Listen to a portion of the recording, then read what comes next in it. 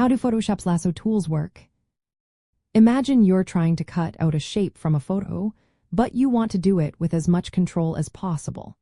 That's where Photoshop's lasso tools come in.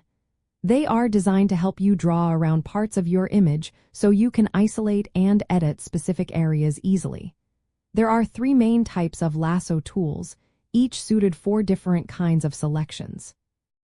The first is the lasso tool, which lets you draw freehand around the object you want to select. You click and hold your mouse or stylus and move it to trace the shape. It works like drawing with a pencil, so the more carefully you move, the better your selection will be. When you releases the mouse button, Photoshop automatically closes the loop by connecting the end point to the starting point, creating a complete selection. This tool is perfect for irregular shapes or when you want full control over your outline. Next is the Polygonal Lasso tool. This one is great for selecting objects with straight edges or sharp corners. Instead of freehand drawing, you click at each corner or along the edge of the object. Photoshop then draws straight lines between each point, forming a shape that matches the object's geometry. When you finish clicking around the object and return to the first point, the selection closes automatically. This method gives you more precision for geometric shapes like buildings or furniture. The third is the Magnetic Lasso tool. This tool automatically detects the edges of objects with high contrast against their background. As you move your cursor near an edge, it places fastening points that follow the shape's outline.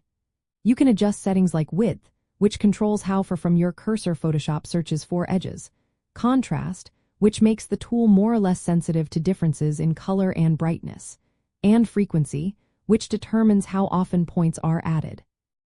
This tool is especially useful when selecting complex shapes like a person's silhouette against a contrasting background, because it follows the contours automatically.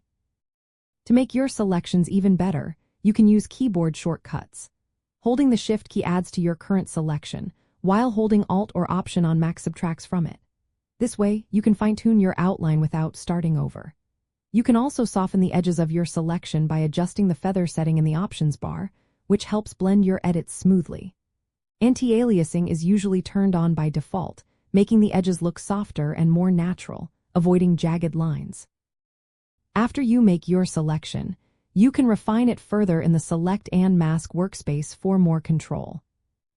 Knowing when to use each lasso tool depends on the shape and contrast of your object. The freehand lasso is best for quick, rough outlines or organic shapes. The polygonal lasso works well for straight-edged objects.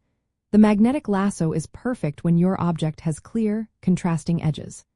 Practice with these tools and their options, and you'll be able to isolate parts of your images with confidence.